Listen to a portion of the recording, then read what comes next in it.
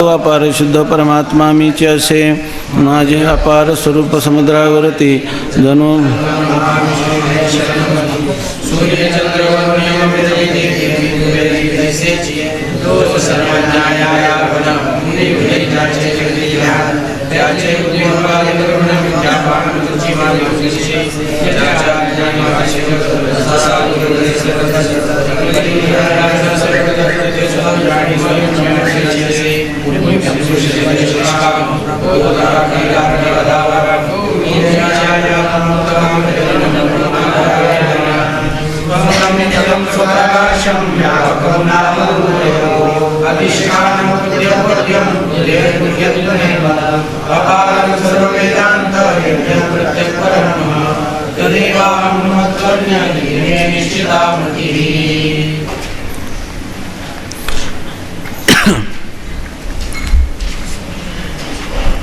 जसं घटपटादी पदार्थांचं ज्ञान होतं तसं ब्रह्माचंही प्रत्यक्ष ज्ञान झालं तर त्या प्रत्यक्ष ज्ञानापासून संसार दुःखाची किंवा संसाररूप अनर्थाची निवृत्ती होईल असं शिष्याच्या अंतःकरणात असल्यामुळं ब्रह्माच्या प्रत्यक्ष ज्ञानाविषयी त्याच्या अंतःकरणात शंका आहे. पाठीमागेही केलं होतं की इंद्रिय संबंध वाचून प्रत्यक्ष ज्ञान होत नाही आणि ब्रह्म तर इंद्रियाला मनाला बुद्धीला अगोचर आहे, तेव्हा त्याचं प्रत्यक्ष ज्ञान होईलच कसं असं त्याच्या अंतःकरणात असणारी जी शंका ती शंकाच त्याने पुन्हा मांडलेली. मी थोडं धावतं इथपासून घेतो 56व्या परिच्छेदापासून, चालेल ना का नको घेतो.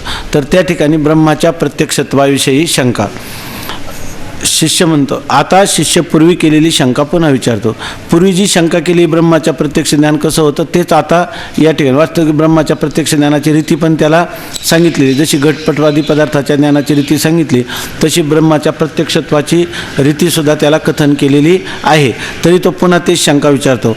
महाराज, साधू व असाधू पुरुषास सुखदुःख देणारे अनंत उत्तम गुणांचे निधान, श्यामसुंदर हस्तपादादी अवयववान अशा शरीराचे अविक्रिय निर्गुण निरवयव अशा शुद्ध ब्रह्माशी ऐक्य होणार नाही, म्हणून त्याचे जे प्रत्यक्ष ज्ञान ते ब्रह्माचे प्रत्यक्ष ज्ञान नाही. तो पुराणमतवादी सांगत होता की जो ब्रह्म आहे ना, सगुण मेघ श्याम लावण्य सुंदर नामया दातार केशराज, ऐक नाही, देवडा चरणी वाजवितो वेणू, हात खांद्यावर काय गोपिकार म्हणू स्वामी माझा, असं ज्याचं वर्णन केलेलं आहे. महायोगपीठे तटे भीमरथ्याम असं ज्याचं वर्णन केलेलं आहे तो परमात्मा सर्व प्राण्यांना आपल्या कर्माप्रमाणे सुखदुःख देणारा आहे.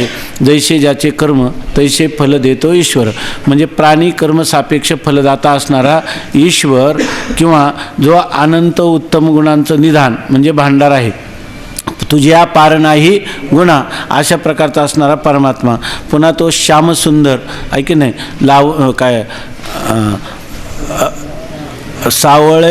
सावळे सुंदर रूप मनोहर राहो निरंतर हृदयी माझ्या असं ज्याचं वर्णन केलेलं आहे. नंतर तो हस्तपादादी अवयववान परमात्मा आहे, त्याच्या हस्तकमल पदकमल असं वर्णन करतात. आणि आज हा काय म्हणत होता, अशा त्या परमात्म्याचं शास्त्राने वर्णन केलेल्या परमात्म्याचं ज्ञान झालं की तेच ब्रह्माचं ज्ञान आहे. परंतु या ठिकाणी हे परमात्मा जो आहे त्याच्याशी गुणाची संबंध आहे, अवयवाशी संबंध आहे, त्याच्या रूपाशी आकाराचा सगळ्यांचा संबंध आहे. आणि परमात्म्याचं जे शुद्ध स्वरूप आहे त्याच्या ठिकाणी नाही रंग नाही रूप नाही वर्ण छाया, निर्गुण निराकार तुही रघुराया. तेव्हा तुम्ही जरी आमची समजूत घालण्याचा प्रयत्न केला की त्या ब्रह्माच्या सगुण साकार स्वरूपाचं ज्ञान हेच त्या शुद्ध ब्रह्माचं ज्ञान आहे, तर ही गोष्ट आम्ही कधीही मान्य करणार नाही. ठीक चाललंय ना याच्यामध्ये. तर तो सांगतो आणि ह्या अवयवान अशा ब्रह्माचं ज्ञान झालं तेच काय आहे, अविक्रिय म्हणजे ज्याच्यामध्ये कोणताही विकार होत नाही, ज्याच्यामध्ये परिणाम होत नाही किंवा ज्याच्यापासून कोणतंही कार्य उत्पन्न होत नाही, जे कोणाचं कार्यही नाही, अशा कार्यही नाही आणि कारणही नाही अशा अविकारी ब्रह्माचं निर्गुण निरवयव, तुम्ही सांगता सावयव, तुम्ही सांगता सगुण आणि म्हणतात या सगुण सावयव पदार्थाचं जे ज्ञान आहे तेच निर्गुण पदार्थाचं निर्गुण ब्रह्माचं ज्ञान आहे. अशा शुद्ध ब्रह्माशी ऐक्य होणार नाही, परंतु त्या सगुण ब्रह्माचं निर्गुण ब्रह्माचं ऐक्य होणं शक्यही नाही. म्हणून त्यांचे जे प्रत्यक्ष ज्ञान ते ब्रह्माचे प्रत्यक्ष ज्ञान नाही. तुम्ही किती जरी सांगितलं तर त्या सगुण ब्रह्माचं ज्ञान हेच ब्रह्माचं काय आहे, निर्गुण ब्रह्माचं प्रत्यक्ष ज्ञान आहे, ही गोष्ट आम्ही कधीही मान्य करणार नाही, म्हणताही येणार नाही. सगुण साकार ब्रह्माचं ज्ञान तेच निर्गुण निराकार ब्रह्माचं ज्ञान प्रत्यक्ष ज्ञान असं म्हणता येणार नाही.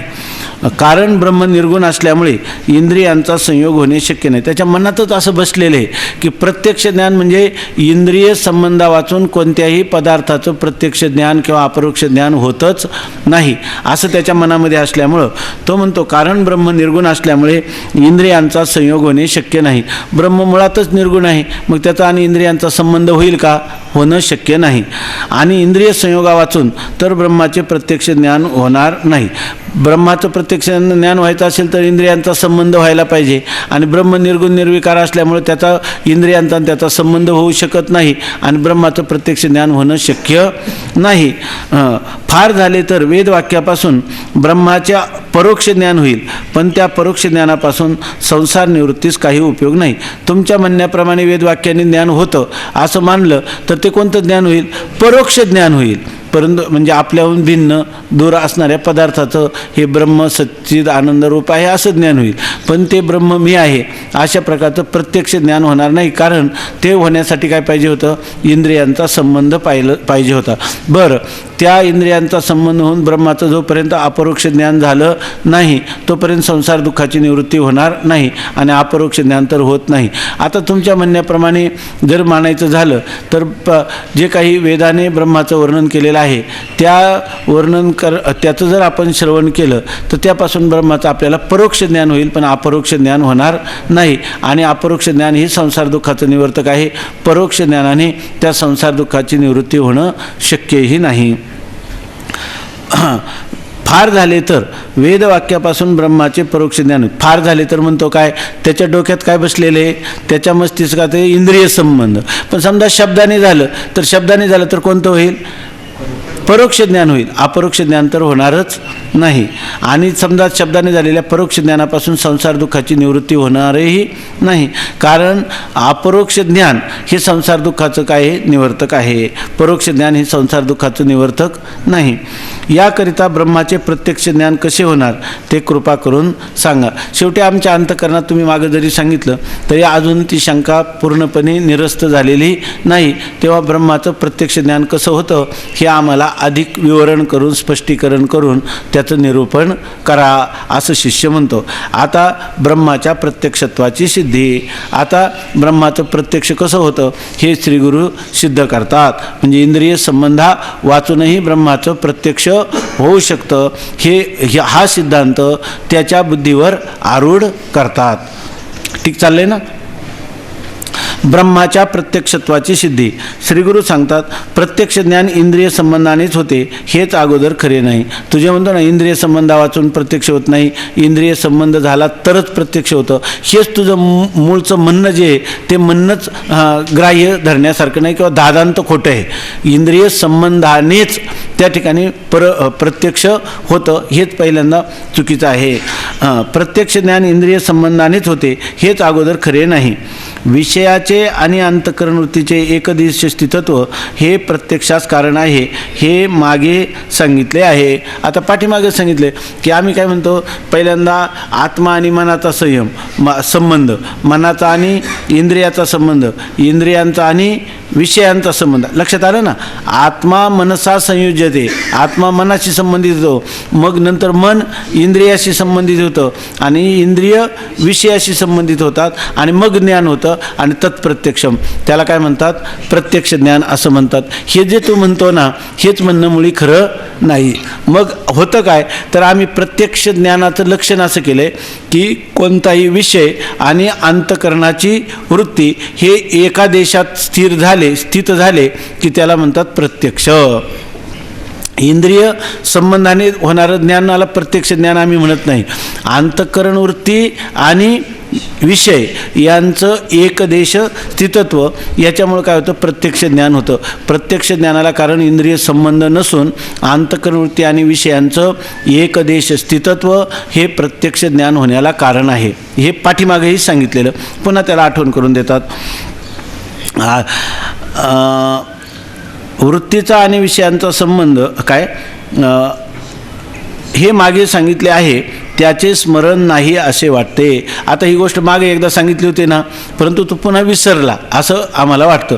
जर तुला चांगल्या प्रकाराने ही गोष्ट जर स्मृतीच्या कप्प्यात तू ठेवली असती तर आता विचारलं असतं का प्रत्यक्ष ज्ञान इंद्रिया संबंधा वाचून होत नाही?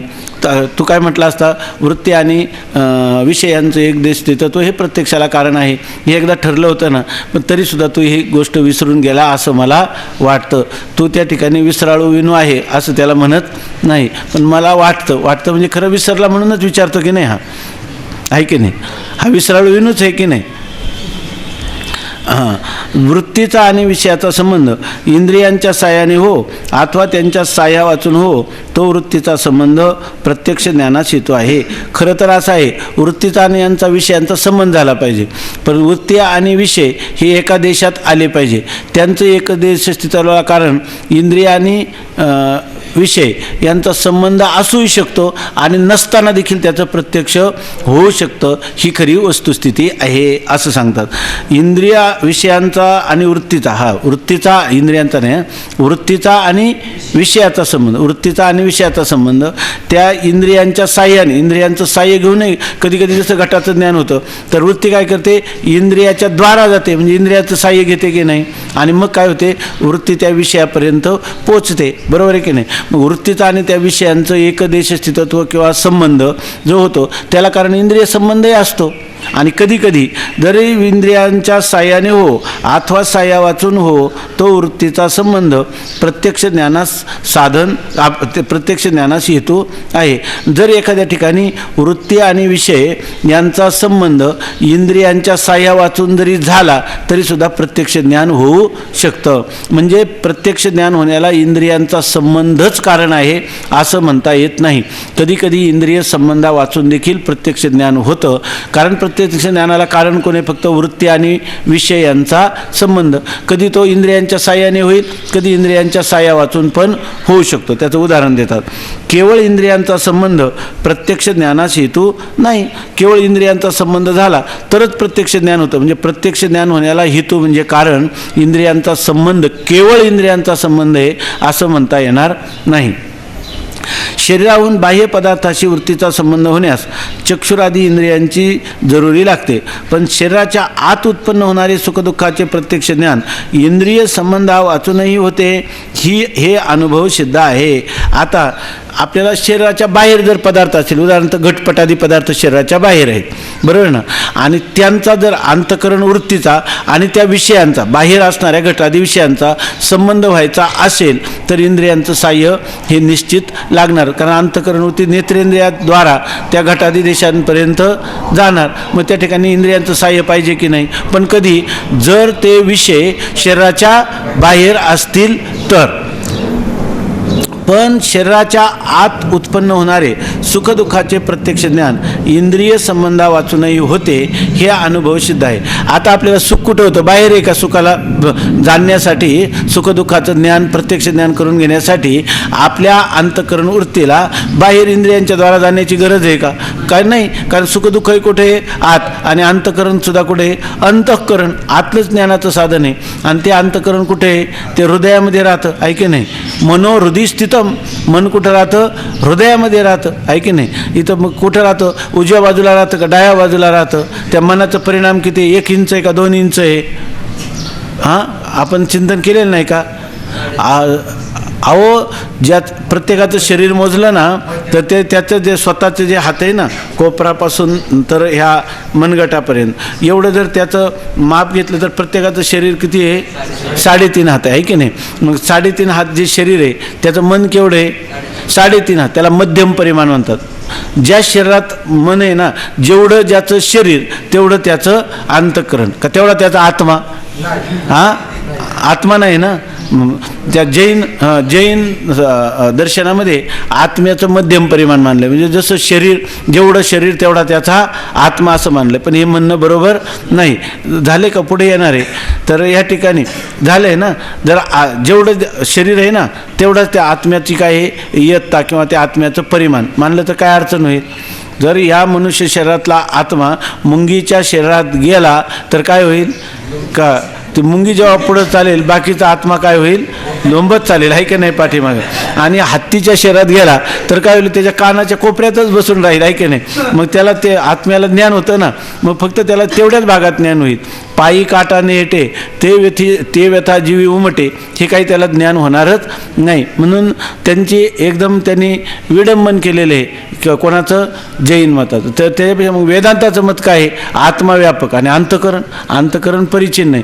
परिचिन्न पण केवढं आहे सांगा ना, ते जेवढंच शरीराचं परिमाण तेवढंच त्या अंतकरणाचं परिमाण. ठीक आहे ना. आता शरीराहून बाह्य पदार्थांशी वृत्तीचा संबंध होण्यास चक्षुरादी इंद्रियांची जरुरी लागते. पण शरीराच्या आत उत्पन्न होणारे सुखदुःखाचे प्रत्यक्ष ज्ञान इंद्रिय संबंधा वाचूनही होते, हे अनुभव सिद्ध आहे. सुखदुःखाचं ज्ञान आपल्याला प्रत्यक्ष का खोटे ठरणार आहे, ते यथार्थ आहे की नाही. प्रमाणापासून झाले का, इंद्रियांपासून झाले का, नाही. आणि मनाला आपण प्रमाण मानले का, नाही. मनाला सुखदुःख होतात. म्हणून सुखदुःखाचं ज्ञान हे प्रत्यक्ष ज्ञान आहे की नाही, आहे की नाही. मग ते यथार्थ आहे, पण प्रमा आहे का अप्रमा आहे. स्मृती ज्ञान यथार्थ आहे का अप्रमा आहे. यथार्थ काय आहे, ईश्वर ज्ञान काय आहे, यथार्थ अप्रमा. घटज्ञान काय आहे, घटज्ञान, हो महाराज, घटाचं ज्ञान कसं आहे, यथार्थ प्रमा. आणि सुखदुःखाचं ज्ञान कोणतं आहे, अप्रमा, आहे की नाही. आणि सुखदुःखाचं ज्ञान आणि स्मृती ज्ञान आणि ईश्वर ज्ञान अप्रमा. मला जर ईश्वराचं ज्ञान झालं तर ते अप्रमात म्हणत राहणार का तुम्ही. काय मी म्हणतो मला 15 दिवसा माझी साक्षात्कार झाला आणि तुम्ही म्हणता ते काय आहे, यथार्थ अप्रमा म्हणणार का ईश्वर ज्ञानाला, प्रमा म्हणणार. आणि तिथं तुम्ही आता काय म्हणलं, ईश्वर ज्ञान यथार्थ अप्रमा आहे.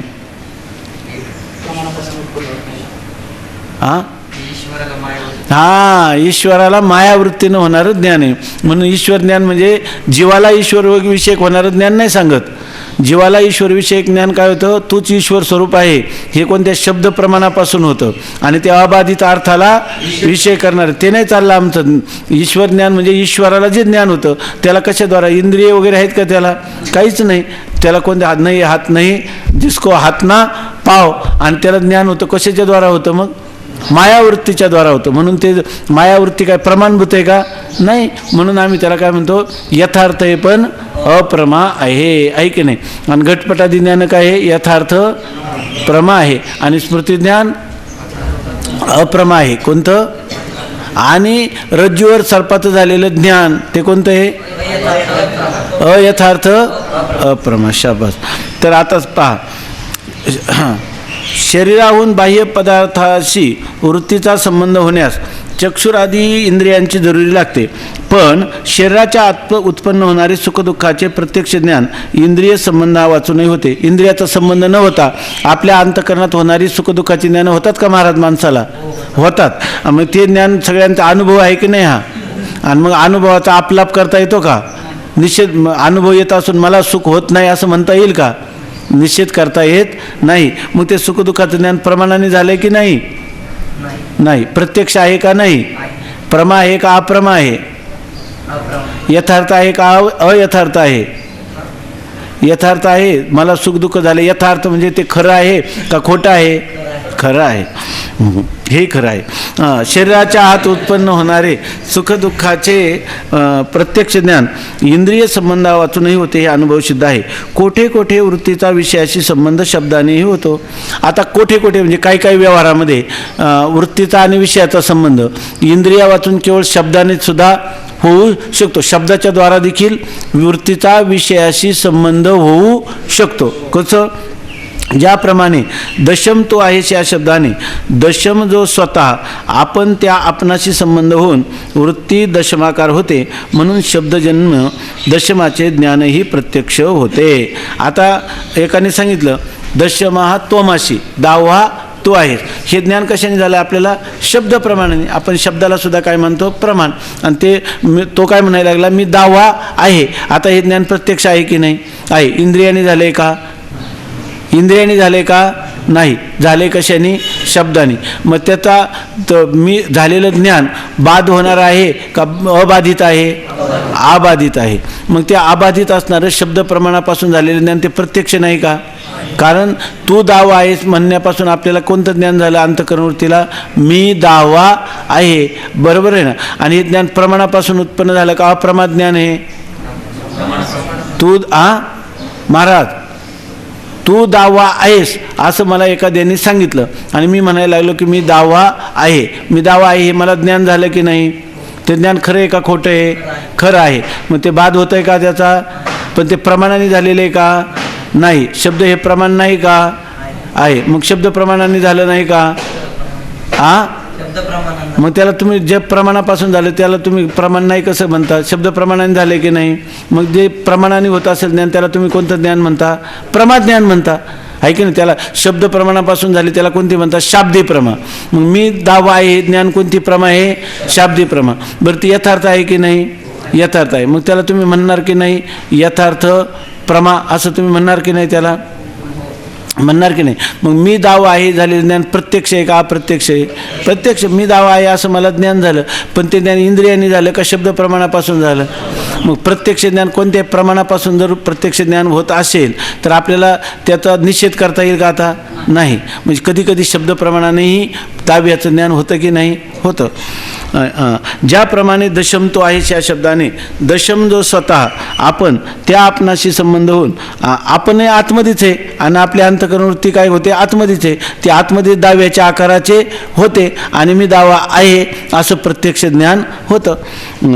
म्हणून शब्दजन्य दशमाचे ज्ञानही प्रत्यक्ष होते. कोणत्या शब्दापासून? शब्दजन्य म्हणजे शब्दापासूनही दावा आहे अशी आपल्या आतल्या आतच अंतःकरणाची वृत्ती त्या आकाराची होते. म्हणजे त्याच्याविषयी संशय राहत नाही, विपरीत भावना होत नाही आणि ते ज्ञान कोणतं आहे? प्रत्यक्षच आहे. इंद्रियाचा संबंध झाला का? प्रमाणाने झालं का नाही? झालं. यथार्थ आहे का अयथार्थ आहे? का बाधित होणार आहे का अबाधित अर्थ आहे? अबाधित. हे सगळे शब्द काय इतके वेळा जायचे तर आपल्याला परिभाषा जरा परिचित व्हावी, आहे की नाही. त्याचप्रमाणे प्रमात्याच्या अंतःकरण भागात अनुकूल किंवा प्रतिकूल विषय पाहून किंवा ऐकून प्रथम सुखदुःख उत्पन्न होते. त्याच क्षणी अंतःकरणाची वृत्ती सुखदुःखाकार होते. कारण सुख किंवा दुःख हे विषय अंतःकरणात उत्पन्न होतात. म्हणून अंतःकरण वृत्तीचे आणि दुःखाचे एकदेश स्थितत्व सहजच आहे. याकरिता सुखदुःखाच्या प्रत्यक्ष ज्ञानात इंद्रियांची जरुरी नाही. आता बघा, हे जसं शब्द प्रमाणापासून मी दावा आहे असं त्या शब्द प्रमा जी होते ती कशी होते? प्रत्यक्षच होते की नाही? तू दावा आहेस. तसंच आता सुखदुःखाच्या ज्ञानाविषयी सांगतात. त्याचप्रमाणे प्रमात्याच्या अंतःकरण भागात, प्रमाता कोणाला म्हणतात? ज्याला अंतःकरण उपाधी लागली त्याला काय म्हणतात? ज्या चैतन्याला अंतःकरण उपाधी लागली त्याला कोणतं नाव येतं? प्रमातृ चैतन्य. त्याला दुसरं एखादं नाव आहे का? जीव. तिसरं एखादं नाव आहे का? संसारी, आहे की नाही.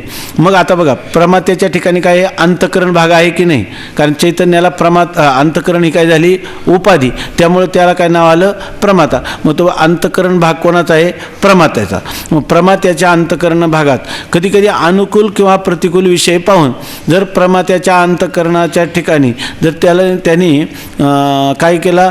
अनुकूल विषय पाहिला, अर्थात प्रमात्याच्या अंतःकरणाचा परिणाम म्हणजे वृत्ती, आणि त्या वृत्ती इंद्रियादिकांच्या द्वारा बाहेर गेली किंवा आतमध्ये पण कधी कधी त्या ठिकाणी त्याला एखाद्या वस्तूचं स्मरण झालं तर त्या ठिकाणी अनुकूल विषयांपासून हर्ष, आहे की नाही, आणि प्रतिकूल विषयापासून विषाद म्हणजे सुख किंवा दुःख त्याला निर्माण होतात की नाही. प्रमात्याच्याच अंतःकरण भागामध्ये त्याने एखादा अनुकूल विषय पाहिला किंवा एखादा प्रतिकूल विषय पाहिला किंवा त्याने अनुकूल विषय ऐकला, तुम्हाला पुत्र झाला आहे किंवा तुमचे वडील मरण पावले आहेत, असं जरी त्यांनी प्रतिकूल विषयासंबंधाने ऐकलं किंवा पाहिलं, आपला मुलगा तर मृत होऊन पडलेला आहे असं पाहिलं समजा, किंवा आपल्याला मुलगा झालेला आहे, आपले वडील मरण पावलेले आहेत असं जर पाहिलं किंवा त्याविषयी ऐकलं तरी त्याच्या प्रमात्याच्या अंतःकरण भागात अनुकूल किंवा प्रतिकूल विषय पाहून किंवा ऐकून अंतःकरणामध्ये सुखदुःख निर्माण होतात की नाही. सुखदुःख होतं की नाही, त्याच्या अंतःकरणाची वृत्ती सुख किंवा दुःखाकार होते का? म्हणजे सुख दुःख, कारण कोणताही पदार्थाचं ज्ञान व्हायला तो पदार्थ उत्पन्न झाल्याशिवाय त्याचं ज्ञान होत नाही. हा तर वेदांताचा आकाट्य सिद्धांत आहे. म्हणजे प्रमात्याच्या अंतःकरण भागात अनुकूल किंवा प्रतिकूल विषय ऐकून किंवा पाहून सुख दुःख उत्पन्न होतात. अनुकूल विषय पाहून दुःख उत्पन्न होतं, प्रतिकूल विषय पाहून सुख उत्पन्न होतं, असंच म्हणत जायचं, आहे की नाही. अनुकूल विषय पाहिला किंवा ऐकला म्हणजे काय होतं सुख, आणि प्रतिकूल विषय पाहिला किंवा ऐकला म्हणजे काय होतं दुःख उत्पन्न होतं. त्याच क्षणी अंतःकरणाची वृत्ती सुखदुःखाकार होते, आणि ज्या क्षणी सुखदुःख उत्पन्न होतं त्याच क्षणी काय होते अंतःकरण तिथंच आहे, आणि उत्पन्न कुठं झाले सुखदुःख अंतःकरणात. अर्थात ती अंतःकरण वृत्ती काय होते सुखदुःखाच्या आकाराची होते. ज्या क्षणी अनुकूल किंवा प्रतिकूल विषयापासून सुखदुःख उत्पन्न होतात त्याच क्षणी त्या कुठे उत्पन्न होतात अंतःकरणात. त्याच ठिकाणी त्या अंतःकरणाची जी वृत्ती आहे ती सुखदुःखाकार होते. प्रथम सुखदुःख कुठं उत्पन्न होतात तर अंतःकरणामध्ये उत्पन्न होतात, आणि सुखदुःखाचं ज्ञान कुठं होतं त्या अंतःकरणात. म्हणजे अंतःकरणाची जी वृत्ती आहे ना ती वृत्ती, कारण सुखदुःखाचा आकार झाला पाहिजे त्यासाठी अंतःकरणाचा परिणाम झाला पाहिजे. अंतःकरणाच्या परिणामाला काय म्हणतात वृत्ती. सुखदुःख अंतःकरणात उत्पन्न झाले आणि नंतर अंतःकरणाची वृत्ती काय झाली सुखदुःखाकार झाली. आणि कोणत्या क्षणी झाली ज्या क्षणी सुखदुःख होत नाही तर मग सुखदुःखाची वृत्ती अंतःकरणाची वृत्ती सुखदुःखाकार झाली नसती तर सुख किंवा दुःख झाले तरी कळलं असतं का आपल्याला नाही. म्हणून ज्या क्षणी अंतःकरणात सुखदुःख उत्पन्न होतात त्याच क्षणी अंतःकरणाची वृत्ती सुखदुःखाकार होते. कारण का होते कारण सुख किंवा दुःख हे विषय अंतःकरणात उत्पन्न होतात, म्हणून अंतःकरण वृत्तीचे आणि सुखदुःखाचे एकदेश स्थितत्व सहजच आहे. आपल्याला सुखदुःख कुठे उत्पन्न होतात अंतःकरणात, सुखदुःख कुठं राहतात अंतःकरणात, आणि वृत्तीसुद्धा काय आहे अंतःकरणाचा परिणाम ती तिथंच आहे, म्हणून ती वृत्ती त्याच काळामध्ये काय होते सुखदुःखाकार होते. आणि सुखदुःखाकार झाली म्हणजे तिथं काय अंतःकरणाची वृत्ती आणि सुखदुःख यांचं एकदेश स्थितत्व झालं की नाही. अंतःकरणाच्या भागात सुखदुःख उत्पन्न झाले आणि अंतःकरणाची वृत्ती काय झाली सुखदुःखाकार झाली. म्हणजेच काय याचाच अर्थ काय अंतःकरण वृत्ती आणि सुखदुःख हे दोघं काय एकाच देशामध्ये राहतात. कोणत्या देशामध्ये अंतःकरण देशामध्ये राहतात. याकरिता सुखदुःखाच्या प्रत्यक्ष ज्ञानास इंद्रियांची जरुरी नाही. बरं हे अंतःकरण वृत्तीला एक देशात आणावे लागतात का सहजच आहे. सुखदुःख आणि अंतःकरण वृत्ती हे काय एक देश स्थितत्व सहजच त्यांचं आहे स्वाभाविकच आहे. त्यामुळे तिथं काही प्रयत्न करावे लागतात का तिथं इंद्रियांच्या द्वारा डोळा कान काय पाहिजे का कोणत्या इंद्रियाचा संबंध नाही आणि इंद्रियांची आवश्यकता नाही. आता सुखदुःखाची स्मृती होते तेव्हा अंतःकरणात सुखदुःखे नसतात. फक्त पूर्वीला अनुभवलेल्या सुखदुःखाच्या संस्कारापासून स्मृती उत्पन्न होते. त्या स्मृती ज्ञानाकार अंतःकरणाची वृत्ती होते सुखदुःखाकार होत नाही, म्हणून सुखदुःखाचे प्रत्यक्ष ज्ञान होत नाही. आता बघा ज्या वेळेला आपल्याला सुखदुःख होतात म्हणजे सुखदुःखाचं प्रत्यक्ष होतं तेव्हा सुखदुःख उत्पन्न होतं की नाही तिथं, आणि अंतःकरणवृत्ती तिथंच आहे. त्या अंतःकरणवृत्तीचं आणि सुखदुःखाचं एकदेश स्थितत्व असल्यामुळं आपल्याला काय होतं त्या सुखदुःखाचं प्रत्यक्ष ज्ञान होतं. पण आपल्याला कधी कधी स्मृती ज्ञान होतं की नाही ते सुद्धा कुठं होतं. स्मृतीचा विषय कुठं असतो अंतःकरणामध्येच असतो ऐक नाही. ज्ञानही कुठं होतं तेव्हा अंतःकरणवृत्ती ज्या पदार्थाचा आपल्याला स्मृती झाली ती पूर्वसंस्काराने ज्या काय होते त्या स्मृतीच्या पदार्थाच्या आकाराची होते. पण त्याला आपल्याला प्रत्यक्ष म्हणता येईल का तर म्हणता येणार नाही. म्हणून ते काय त्याला काय म्हणतो स्मृतीज्ञान कशी आहे प्रत्यक्ष पण कशी आहे अप्रमा असं म्हटलं ना.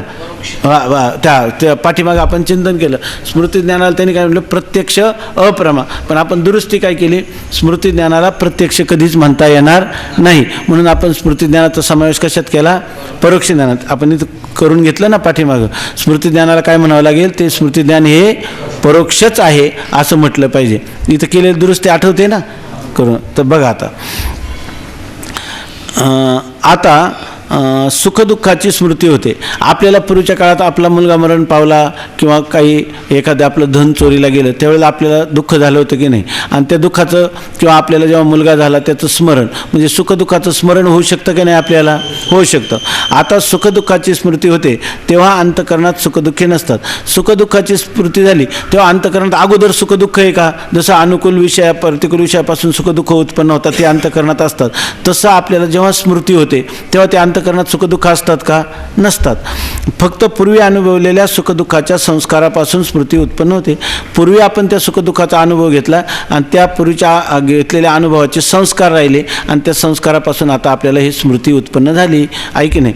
त्या स्मृती ज्ञानाकार अंतःकरणाची वृत्ती होते तेव्हा आपल्याला जेव्हा त्या पदार्थाची स्मृती होते त्या स्मृतीचं जे ज्ञान आहे बरोबर ना. तर त्या स्मृती ज्ञानाकारच आपल्या अंतःकरणाची वृत्ती काय होती, ज्या पदार्थाची स्मृती झाली त्या स्मृतीच्या ज्ञानाच्या आकाराची होते, सुख दुःखाकार होत नाही. आपल्या 10 वर्षापूर्वीचा वाघ आला तेव्हा आपली जी स्थिती झाली होती सुख दुःखाची, आहे की नाही, जो प्रसंग झाला होता त्याचं आपल्याला स्मरण झालं. आता या ठिकाणी वृत्ती दुःखाच्या आकाराची झाली का? वृत्ती दुःखाच्या आकाराची झाली, फक्त स्मृती ज्ञानाच्या आकाराची झाली का? सुख दुःखाकार झाली नाही. मग सुख दुःखाचे प्रत्यक्ष ज्ञान होत नाही. मग दर 10 वर्षापूर्वीचं सुखाचा किंवा दुःखाचा प्रसंग झाला होता, त्याचे संस्कार राहिले, त्या संस्कारापासून आपल्याला आता स्मृती ज्ञान झालं, तर वृत्ती त्यावेळेला दुःख झालं होतं, आता सुख दुःखाकार होते का? नाही. आता कोणती होते? फक्त स्मृती ज्ञानाकार ती वृत्ती होते. असं इथपर्यंत आपलं झालेलं आहे. काल महाराजांनी सांगितलं. इथपर्यंत लक्षात आलं ना का सुख दुःखाकार होते ना का स्मृती? काय ते पुढं सांगणारच आहे. कधी कधी होते, परंतु या ठिकाणी स्मृतीच्या ज्ञानाच्या आकाराची होते, सुखदुःखाच्या आकाराची होत नाही. कारण सुखदुःख उत्पन्नच होत नाही. आणि ही अनुभवाची गोष्ट आहे की नाही. सगळ्या आपल्याला 10 वर्षाचा पूर्वीचा मुलाचं आपलं वाघाचं दर्शन स्मृती ज्ञानाच्या रूपाने झालं, आपण लगेच घाबरायला लागतो का, पळायला लागतो का, दुःखी नेत्रातून असलो थरकाप काही होत नाही. उलट त्यावेळेला घाबरला असलं तर आता मोठे हातवारे करून सांगतो, आहे की नाही. म्हणजे त्या ठिकाणी सुखदुःख उत्पन्न झाले नाही, फक्त स्मृती ज्ञान झालेलं आहे.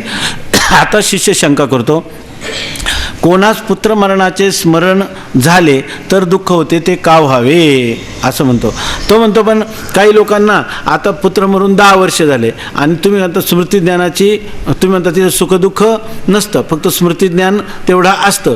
पण काही लोकांना आहे ना, किती वर्ष झाली तो प्रसंग आठवला की लगेच त्यांच्या डोळ्यातून अश्रूच्या धारा चालतात. अश्रूच्या धारा येतात, याचा अर्थ सुखदुःखाकार वृत्ती झाली का नाही, त्यांची झाली. आणि तुम्ही तर म्हणता फक्त स्मृती ज्ञानाकार होते, सुखदुःख तिथं उत्पन्न झालेली नसतात, त्यामुळे ती सुखदुःखाच्या ज्ञानाकार होत नाही, असं तुम्ही विधान केलं.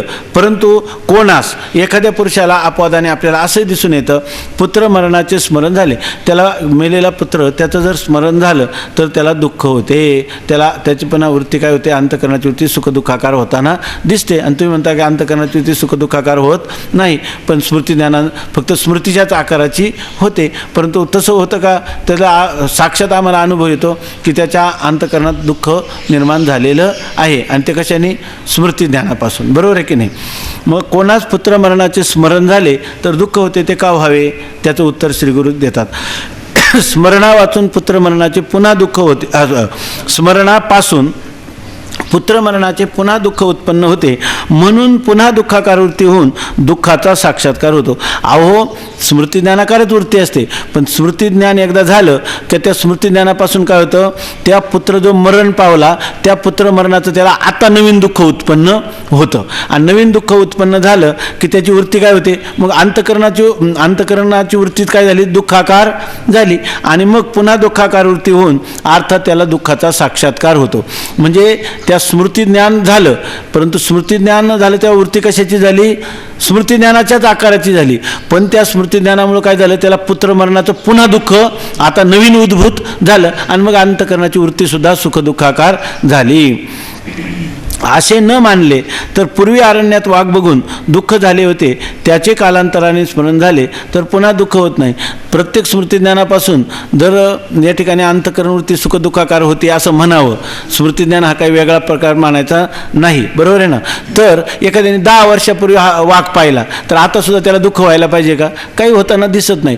पुत्र मरणाचं त्याला आपलं पुत्राचं स्मरण झालं, पुत्र मरणाचं स्मरण झालं, त्यापासून जेव्हा नवीन दुःख उत्पन्न झालं तेव्हा त्याची वृत्ती काय झाली, सुखदुःखाकार झाली, आणि त्याला मग त्या सुखदुःखाचं काय झालं, प्रत्यक्ष झालं. परंतु स्मृतीज्ञान जे ते स्मृतीज्ञानाचं प्रत्यक्ष त्याला काय, स्मृतीज्ञान जे झालं ते फक्त स्मृतीज्ञानाच्याच आकाराची काय झाली, वृत्ती झाली, त्याला त्याचं सुखदुःखाचं प्रत्यक्ष झालं नाही.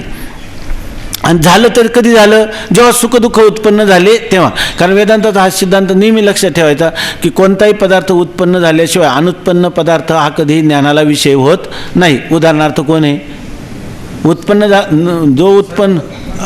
जो पदार्थ उत्पन्न झाला नाही तो पदार्थ ज्ञानाला कधीच विषय होत नाही. वंद्यापत्र, आसेन, हा खपुष्प, शशशृंग, आणि असं म्हणताना तुम्ही ज्ञानाला विषय होत नाही. मग शब्द कसा वापरला शशशृंग, तो फक्त वाचारंभन आहे, वाणीत आहे फक्त.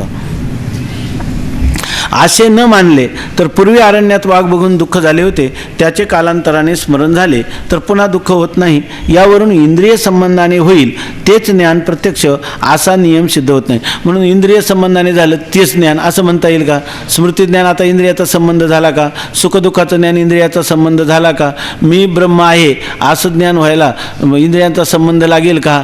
का होऊ शकतं? आहे की नाही? इंद्रिय संबंधा वाचून कशाने होऊ शकतं? शब्द प्रमाणाने होऊ शकतं प्रत्यक्ष ज्ञान. उदाहरणार्थ तू दाव आहेस याच्यामध्ये झालं की नाही? बरोबर आहे ना? इंद्रियाचा संबंध लागला का? नाही.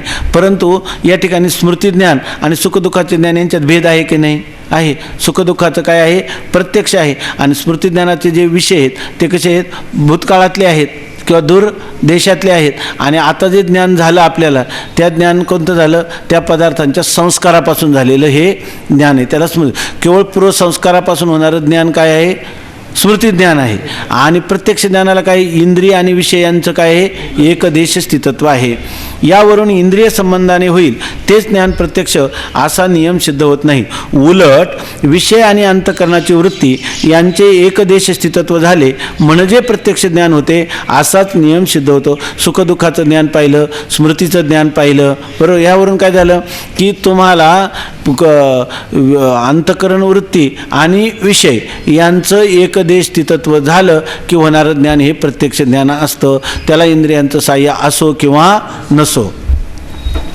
आणि त्या नियमाप्रमाणे ब्रह्माचे प्रत्यक्ष ज्ञान होण्यास कोणतीच हरकत नाही. मग असं जर आपण पाहिलं, आता हा नियम झाला की नाही आपला, इंद्रिय संबंधा वाचून प्रत्यक्ष ज्ञान होऊ शकतं. तर मग इंद्रिय संबंधा वाचून ब्रह्माचं प्रत्यक्ष ज्ञान होण्यास काही हरकत नाही. फक्त काय व्हावं लागेल? ब्रह्म आणि अंतःकरण वृत्ती यांचं एकदेश स्थितत्व झालं तर ब्रह्माचं प्रत्यक्ष ज्ञान होणं शक्य आहे. आणि अशा ब्रह्माच्या प्रत्यक्ष ज्ञान जर झालं तर ज्याला होईल त्याच्या संसार दुःखाची निवृत्ती होणंही शक्य आहे. तेव्हा त्याला जी पंचायत पडली होती की ब्रह्माचं प्रत्यक्ष होईलच कसं? इंद्रिय संबंध तर नाही. बाबा त्याचं असं आहे की इंद्रिय आणि इंद्रियांच्या द्वारा विषयाचा आणि वृत्तीचा संबंध होऊ किंवा इंद्रियाच्या साह्या वाचून वृत्तीचा आणि विषयाचा संबंध होऊ, त्याने होणारं ज्ञान हे प्रत्यक्ष ज्ञान असतं. आणि असं ब्रह्माचं प्रत्यक्ष ज्ञान गुरुनी जर तत्वमसी महावाक्य उच्चारलं तर मी ब्रह्म आहे असं ब्रह्म आणि अंतःकरण वृत्ती ह्या जर एकदेश स्थित झाल्या तर त्याचं प्रत्यक्ष ज्ञान होऊ शकतं असं त्यांनी सांगितलं. सगुण परमात्म्याचं ज्ञान करायचं म्हटल्यानंतर इंद्रिय संबंध लागतो. हा, मग सगळे कल्पित इंद्रिय पाहिजेत ना त्या ठिकाणी. हो, निर्गुण परमात्म्याला नाही लागत. पण सगुण परमात्म्याचं जसं त्यांनी सांगितलं त्याचप्रमाणे त्याला इंद्रियांची कल्पना करणारा देखील काय आहे? इंद्रिय युक्तच आहे. तिथंसुद्धा विश्वरूप दर्शनामध्ये सांगितलेले दिव्यम ददामी ते चक्षु, ते सुद्धा इंद्रिय अत्यंत शुद्ध स्वरूपात असतील तरच त्याला त्याचं दर्शन होतं. जे कानाने कधी पापात्मक वचनं ऐकली नाही, ज्या डोळ्यांनी कधी पापात्मक दृश्य पाहिली नाही, ज्या हाताने कधी अकृत्य केलेलं नाही, अशा प्रकारची ती इंद्रियसुद्धा शुद्ध. त्यांनी लिहिलं ना, पवित्रत्व देह वाणी पुण्यवंत जो वदे अच्युत सर्व काळ.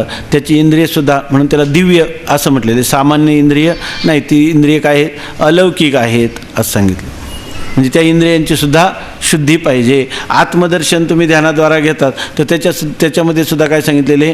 त्या इंद्रियांची शुद्धी किंवा नाडी शुद्धी नावाचं प्रकरण आहे. अंतःकरणाची शुद्धी असेल तरच ते आत्मदर्शनाला योग्य आहे. असं एक आपल्या गीतेमध्ये गेलं पहिल्यांदा उपोद्घातामध्ये, शास्त्रशुद्ध अंतःकरणच ब्रह्मदर्शन करण्याच्या योग्य आहेत असं याच्यात पहिल्यांदा उपोद्घातामध्येच गेलं. प्रत्यक्ष ब्रह्मप्रत्यक्ष कारणम असं लिहिले की शास्त्रशुद्ध सुसंस्कृत जे अंतःकरण आहे ना त्याच्या गेले ना त्याचीच ब्रह्मदर्शनाची योग्यता आहे असं सांगितलेलं आहे. त्याचंसुद्धा कल्पित इंद्रिय त्या कल्पित पदार्थाचं दर्शन करू शकतात, कारण समान सत्तेत साधक बाधक व्यवहार होतो. काय शास्त्र संस्कारित मन एव आत्मदर्शने कारण त्याच्यात नाही, पण हे भाष्यातलं वचन आहे, त्याच्यातही असेल ते भाष्याचंच वचन आहे. ते थोडंसं वेगळं आहे ते शास्त्र सुसंस्कृत आणि थोडंसं वेगळं आहे. असू द्या. आता हे जर म्हणजे हां शुद्ध सत्वस्य ज्ञाननिष्ठा योग्यता प्राप्ती द्वारेन ज्ञानोत्पत्ती हेतुत्वेच निश्रेयस हेतु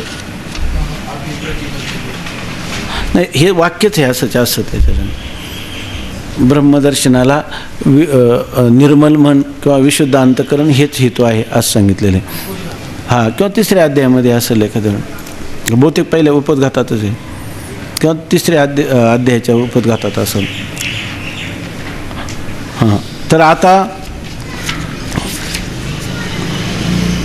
म्हणजे ब्रह्माचं प्रत्यक्ष ज्ञान होण्याला काही हरकत नाही. इथपर्यंत आपला विषय झाला. सत्वस्य हां, जे ज्ञाननिष्ठा योग्यता प्राप्तीद्वारे ते सांग. हां, शुद्ध सत्वस्य ज्ञान अहो हे तर झालं ना सगळ्यांनी वाद. हे जस ब्रह्मदर्शने कारणम असं स्पष्ट आहे त्याच्यामध्ये. आता हा राहिलेला विषय आपण उद्या घेऊन उद्या हे प्रकरण पूर्ण करू. पुन्हा वाचून. पुंडलिक वरदा हरिविठ्ठल श्री ज्ञानदेव तुकाराम ज्ञानेश्वर महाराज की जय की जय. म्हणा. दुसऱ्या वर्षाचं कोणी म्हणत नाही का?